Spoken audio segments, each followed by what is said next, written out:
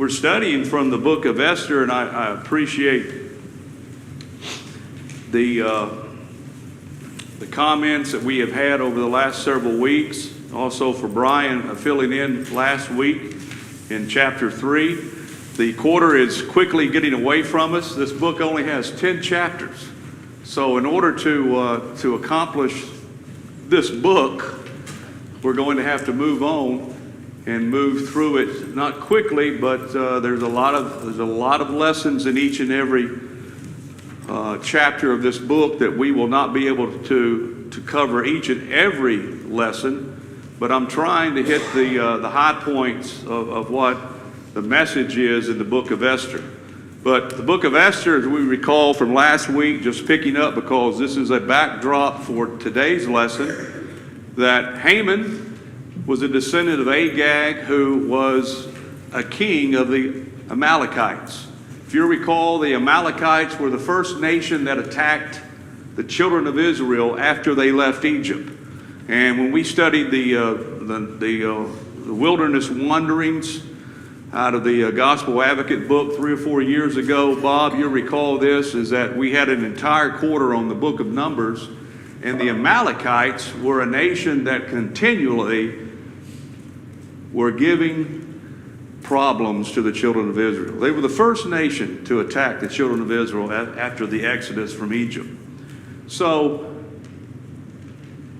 Haman was a descendant of the Amalekites. We're not going to have time to look at all these verses, but if you would, take a moment, if you have a moment, to write those down, to go back, if you don't recall, refresh our memories on the Amalekites, that God told the children of Israel to completely destroy the Amalekites. That was repeated, even up to King Saul. And did King Saul do that?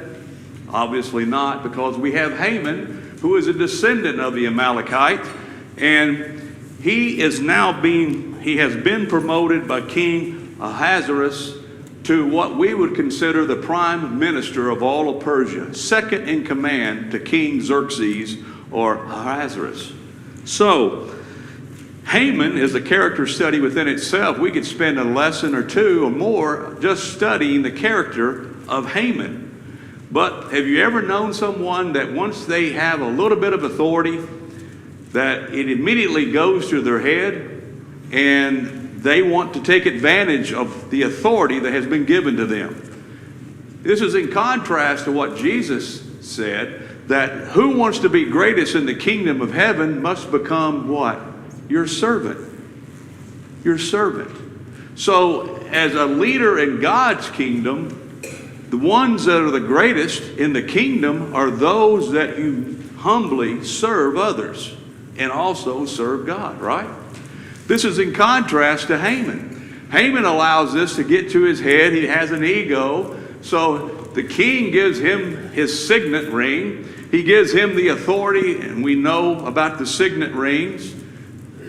In that type of government, the king, who some would say, in this case, King Xerxes, was a tyrant. He wanted to expand his empire in all sorts of ways, and he had been spending a lot of money, a lot of time, a lot of energy, a lot of life in expanding it against the empire of Greece. Was successful in some cases, but ultimately was not, and that brings about another phase of history that we'll study in the future sometime. But Haman was the individual that when he came through the city, or came through the sidewalk, if you would, of Shushan, he expected each and every individual to pay him homage. Very similar to what we would see in today's society if the President of the United States or the governor.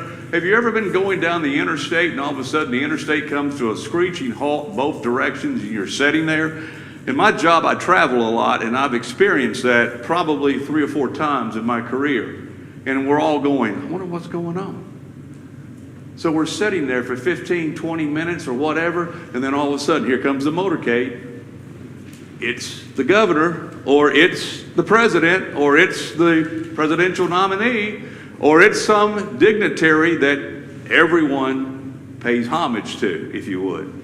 So this is Haman. Haman expected that. He required that.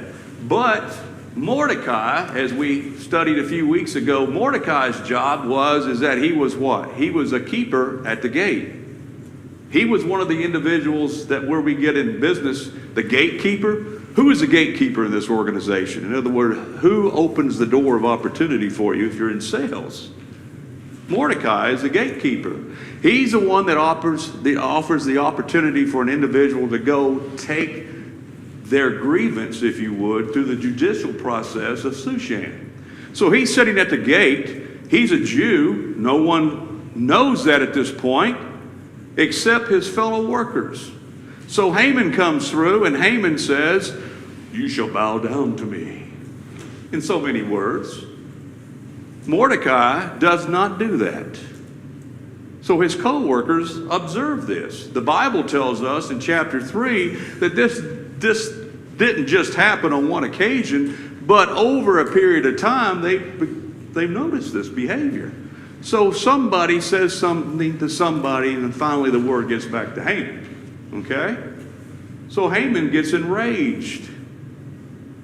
He can't believe it that there's some individual that's not going to bow down and pay him honor. So what does Haman do? Haman develops this conspiracy. Not only will Haman eliminate this individual, Mordecai, that would not bow down to me, but now Haman is going to conspire to create genocide in the entire nation of Israel. Historians tell us at this point in time in the Persian Empire, it's estimated that there were 15 million Jews or Hebrews living in Persia.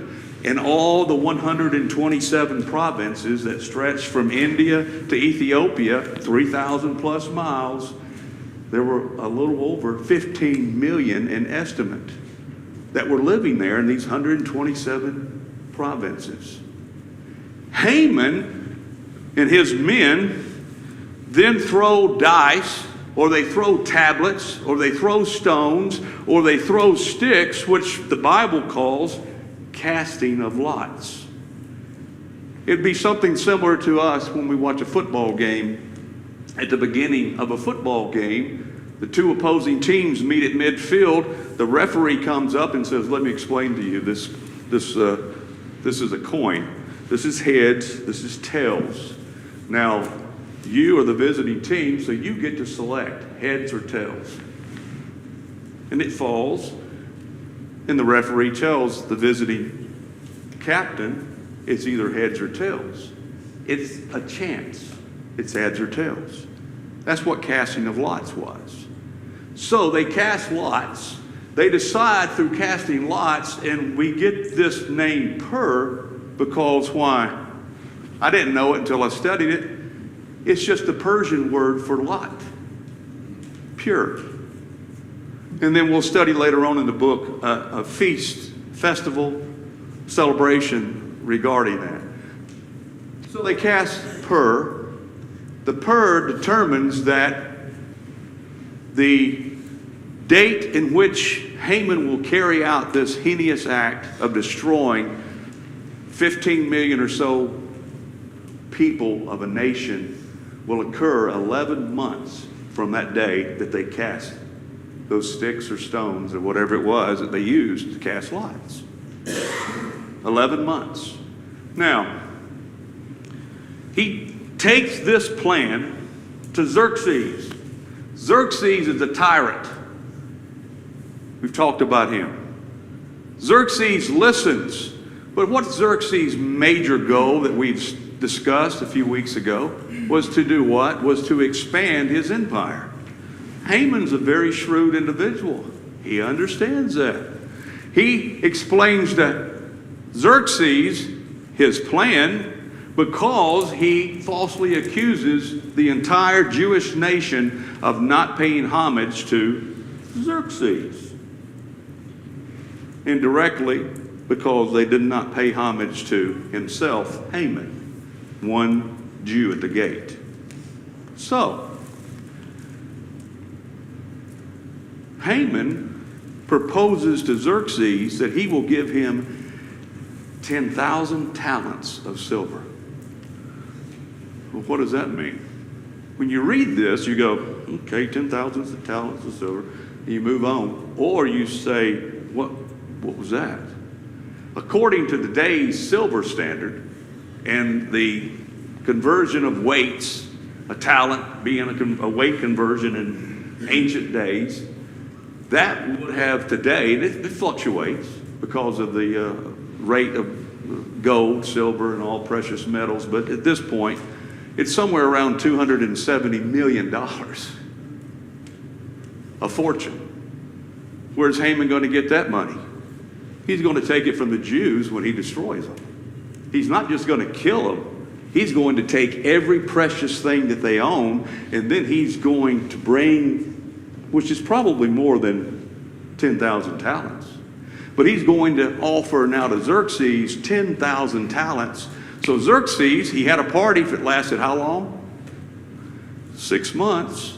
That each of the satraps or the governors or the officers of each province came and paraded themselves before him in a complete 6-month festival, bringing gifts that he could fund his military expansion plans to Greece. So he sees 10,000 talents, he goes, ding, ding, ding, ding, ding, yes, this is a good idea. What does the Bible tell us in 1 Timothy chapter 6? What is the root of all evil? The love of money. What a character study just in that one verse. Yes, sir. All occurred to me is 10,000 talents. That's the same amount that the unforgiving servant owed the king in the parable. Exactly. Yeah, I figured he couldn't possibly repay. Exactly. So, Xerxes sees the dollar signs, if you would, the talent signs, and he agrees to this plan. So they, through the royal edict, send out the communication along the royal highway that stretched over 1,500 miles to every province in Persia. Everyone knew that the Jews were going to be exterminated 11 months later, within a year's time. Now, let's say that you live in a village in Persia in this time frame, and all of a sudden the village crier, if you would, comes and explains and communicates the edict from the king, and you have a family and you are Jewish. How do you feel? Terrible. Your family is going to be put to death in 11 months. When we put ourselves in our mind's eye into that situation, that some 15 million people that you are part of now, if you would, in your mind's eye, that in 11 months, you are going to be completely destroyed. And every earthly possession that you have of any value is going to be taken, and it's going to be given to the king. But more importantly, he's going to take your life and the life of your family. How would you feel? How would you feel if President Biden sent out a royal edict this coming week that in 11 months, all Christians will no longer be able to participate and exercise their religious freedoms? How would you feel? What would you do? That's serious enough. But put ourselves back in this situation where now my life and the life of my wife, my children, my grandchildren, my aunt, my uncle, my mother, my father, my grandparents, everyone, we're going to die. The Persians that were living there, the Bible tells us, the Persians in verse 15 of chapter 3, the Persians, the citizens of Shushan, were perplexed. This within itself is another lesson that we could spend a whole class session on. People know us. Jesus said, by your fruits they shall know you. These people knew the Jewish nation in Shushan. The Bible tells us in verse 15 that they were perplexed. These were good, upstanding citizens, contributors to society. But now Haman, and through his conspiracy, and the king has now issued this decree that all will be put to death. The general public was perplexed. Why?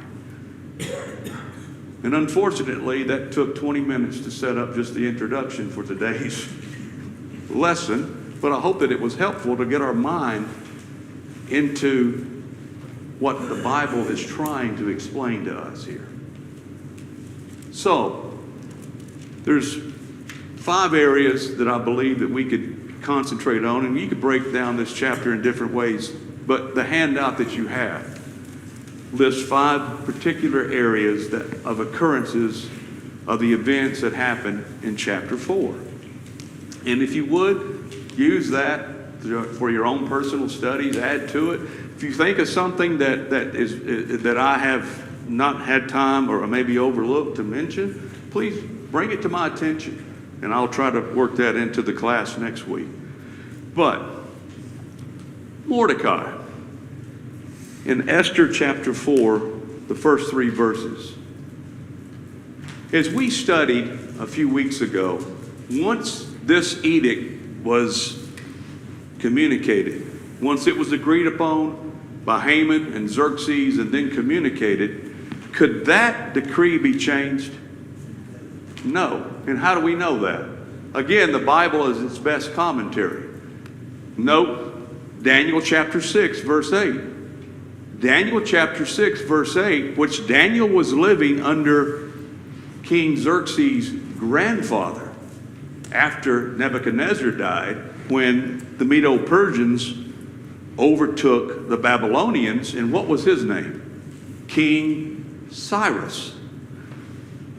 King Cyrus in Daniel. And rightfully so, Daniel was an old person, but probably still living when Xerxes was born. It's amazing how when you look and step back and read the Bible and look and see how you can correlate all the different activities and events that occur in the Bible and secular history also related back to what we study. But in Daniel chapter 6, verse 8, the Bible tells us that once the Persian king made a decision and that decree became public, there was no turning back. That was it. In fact, that's kind of where we get our phrase, well, is it in stone? Because literally, back then, it may have been in stone. It was in stone. So, once this went throughout the entire empire, Mordecai and the Jews began to grieve. How would you feel again? How would I feel? How would we feel if we knew that the government was going to come and destroy us in 11 months? Would you continue to go to work on Monday morning? Would you have celebrations at home like you normally would? Would you enjoy leisure? I don't think so, because you knew that in 11 months, we're going to die. What was commonplace in the Old Testament and even in the New Testament times is that an individual would express their grief and sorrow and even repentance by wearing this terrible goat hair cloth called sackcloth. It was weaved from a black goat, historians tell us. The only thing that we have that would be similar to it, that still wouldn't be as rough as putting on sackcloth, would be burlap. Could you imagine just wearing burlap? No undergarments, just burlap. That's not as bad or as coarse as sackcloth. Scratchy, cutty, uncomfortable. Sackcloth. And then, with their traditions, they would take ashes and put ashes all over their face, sackcloth, and then they would sit and mourn for others to see. You know, in our society, we don't wear sackcloth when we're grieving. But if we go to a funeral or a memorial service where people are grieving, what's the normal attire? What are people black? I remember when I was growing up, my parents took us to that, and I'm glad they did. It allowed me to understand it a little bit. Didn't understand it then, but now do. But I remember, maybe some of you would remember too, that ladies would wear black hats with veils over their face, black all the way. You remember that? Some of you remember that? An outward expression of an inner grief. That's what sackcloth and ashes. And these verses that I've listed here are references just in the Old Testament of individuals wearing sackcloth and ashes. So Mordecai is a worker at the gate, but when you wear sackcloth and ashes, and this is another lesson within itself, when we go to school, when we go to work, when we come to worship, that there is a dress code because it shows respect. A lot of people don't realize that nowadays. Just go to school, go to work, go anywhere this afternoon, you may see that. But in Shushan, there was a dress code. The Bible tells us that sackcloth was not allowed where? Beyond the gate. There was a dress code in Shushan. When I was going to school, he was a member of the church.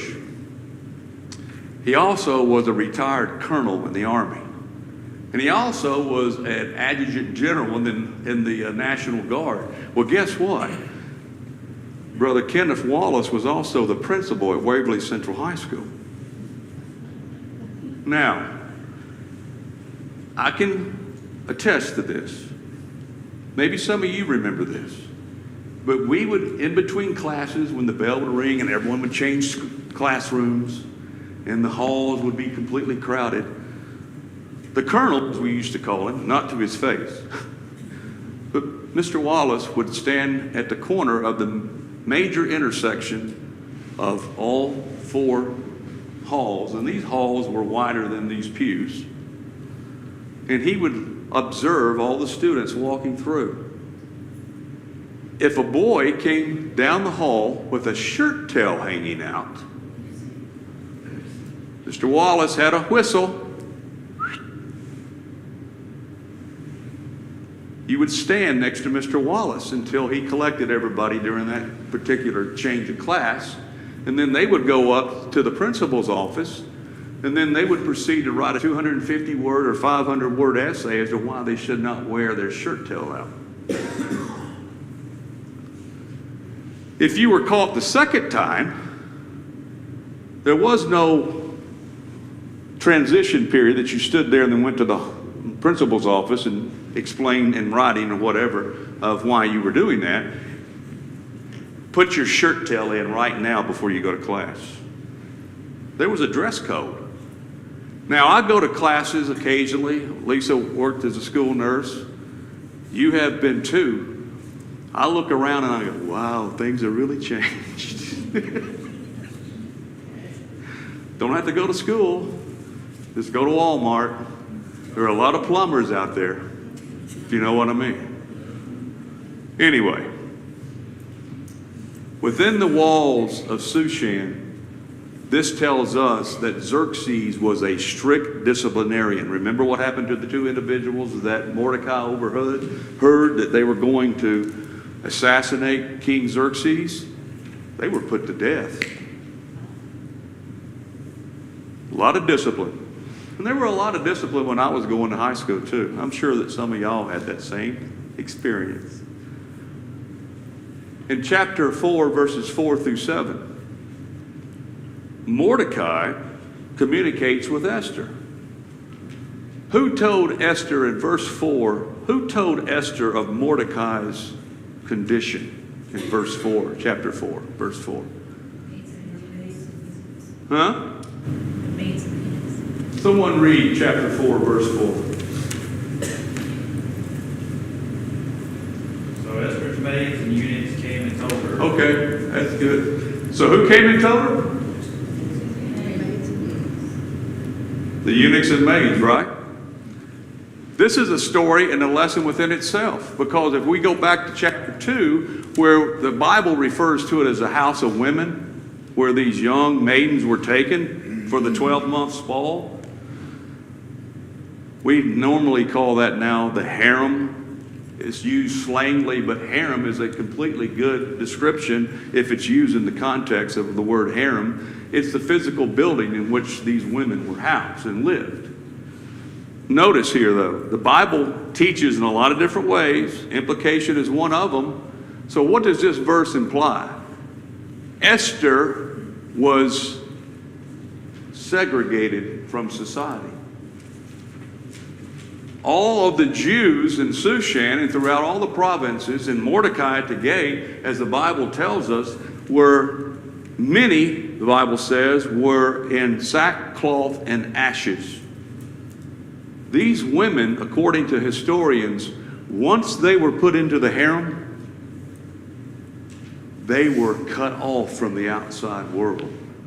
Their whole duty was to serve their husband. Now, let's think about that for a moment. In the case of Solomon, with 700 wives, 300 concubines in his harem building, how often, if he took one a day for tea, or a dinner, a date, how often would you go see the king? Out of 1,000 women, it would be almost 3 years before it'd be your turn to go see him again. Think about that for a moment. So you that literally were buried, if you were a woman in the harem, you were buried in this building, oblivious of what's going on in the real world. You were under the tutorship of eunuchs, maidservants, those that represented the king. When he summoned you, you went to the king. Other than that, you went back to your room or the house of women. What a society that would be in. Ladies, how would you like to be in your house and never able to come out until you were summoned to come out? That was the society during the Persians, this time of the world, if you were in that harem. She doesn't know what's going on, so she has to be told. So this is interesting right here. We're going to have to take next week to finish chapter 4, because it's a lot of information that we need, I believe is important for us to know. But up until this point in chapter 4, all that we know about Esther is what's written of her. And what's written of her is that she's an orphan. She's the cousin of Mordecai. She's the most beautiful young lady in all of Persia and selected to become queen. And now she's Queen Esther. She's Queen Esther. How long a time, without looking, how long a time has passed from what we just discussed in chapter 3 to right now in chapter 4? Does anyone know off the top of their head? Let's look at it. This is important. How long a time has passed? Someone read Esther chapter 2, verse 16. And then someone read Esther chapter 3, verse 7. Esther chapter 2, verse 16. Does anyone have that? So Esther was taken to King Ashur into his royal palace in the 10th month, which is the month of Tabitha, in the 7th year of his reign. In what year of his reign? 7th. The 7th year of his reign. Now, let's look at chapter 3, verse 7. Someone like to read that? And Mordecai told him all that he had. Chapter 3, verse 7. Oh, I'm sorry. In the first month, which is the month of Nisan, in the 12th year of King Ahasuerus, they cast pur, that is, a lot, before Haman, the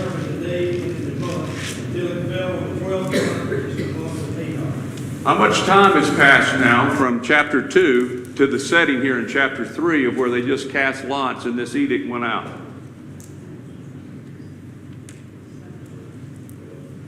Let's look at it again. Chapter 2, verse 16. So Esther was taken to King Ahasuerus into his royal palace in the 10th month, which is the month of Tebeth, in the 7th year of his reign.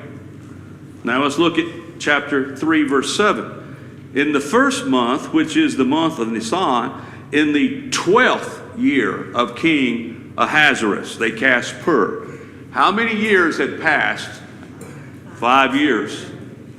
King Ahasuerus has been in reign now for 12 years. In which year was Queen Esther appointed? In the 7th year. So she has been in this confinement harem for 5 years.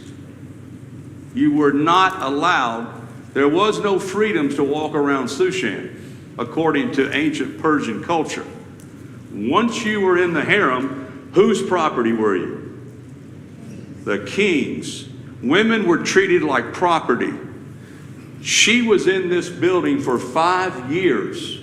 So when you think about that now, it makes a little bit clearer sense as to why someone had to come tell her. She has been out of society, mainstream society, for 5 years. 5 years have passed. It's what we talked about, and we've talked about it over several classes, over several years. The Bible, as we read the Bible, sometimes we have, and I am that way as well, when we read the Bible, we just read through it like it's just all flowing through. But even in this little bitty point here, 5 years had passed in these few words. 5 years. Remember, we know a little bit about Jesus' life here on earth when he was an adult for some 3 years or so. But the Apostle John, towards the end of his epistle, says what? If everything was written about what Jesus did, would there be enough libraries to house all the volumes? The Bible is such a powerful document that if we allow it, it's a living and breathing document. I can read this, read it, reread it, reread it. I didn't pick up on this until this past week because I just read through it. But then when you step back and look again and study, and as we like to say, do a deep dive and really get into the Word, you find things every time you read the Bible, you learn something new, don't you? Every time you read the Bible, because it's quicker than any two-edged sword, piercing asunder, even to joint and marrow, the Holy Spirit tells us. It is a live document. Better than any TV movie, better than any Hollywood movie, better than anything that we would see on whatever, the internet or whatever. When we open God's Word, we are allowed now to look into the mind of God as He wants us to understand events that occurred years ago and how it applies to our life. Remember Romans chapter 15? These things are written that we, what? Through hope? That we might have what? Life eternal. That we can know the will of God. So, Esther's reaction. Another great lesson that we could look in character study that we could spend a week, 2 weeks, a whole quarter of when we're put in a position of authority. Many times people like Haman allow it to go to their head. They don't remain humble and understand the big picture and the perspective that God would want us to have as a servant. They allow it to get to their head, and then the little people become insignificant. You can see it in our politicians. You can see it at work sometimes. Unfortunately, you can see it in families and churches as well. That there are individuals that once they have a little bit of authority, in whatever position it may be, they are kind of aloof. They do not want to mingle.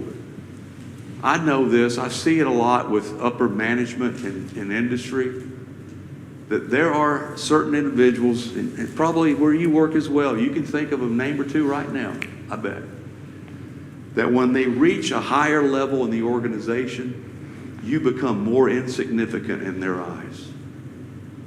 You ever experienced that? Not with Queen Esther.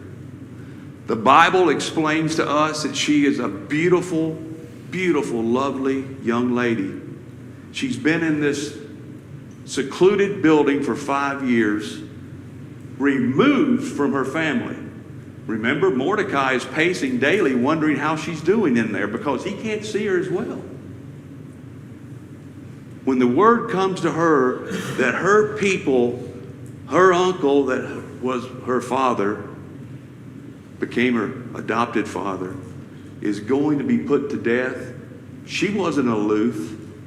She wasn't one of these big shots that said, well, you know, I'm queen. I'm sorry. I'm not concerned about that. Wonder when we're having the next banquet. That's not what Queen Esther did. Queen Esther's reaction, what does the Bible say her reaction was?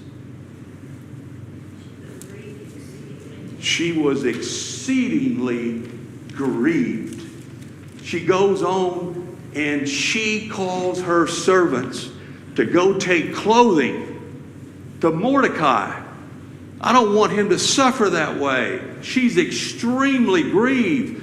She still had humanity about herself, even after she had been separated from her family and society for 5 years at least. How often are we challenged when we are in positions of authority or we are in positions in our life and we forget the little man? We forget that person that's in need. We forget that person that's grieving. We don't have time to do that because I am the queen. That's the attitude that she had. She had a choice. We have a choice each and every day. Regardless of what position we are, if we're the janitor, or if we're the president, or we're someone in between, we each have responsibility to serve one another. What did Jesus say about it? By this they shall know that you are my disciples. By what? If you love one another. There's too many instances in the Lord's church. There's too many instances in families. There's way too many instances in secular business. I've been there, and so have you, that type of environment is not apparent. People forget that we are all human, that we are made by God, and it's our job to serve one another, regardless if we've been in that position for 5 years of the second in command of all of Persia.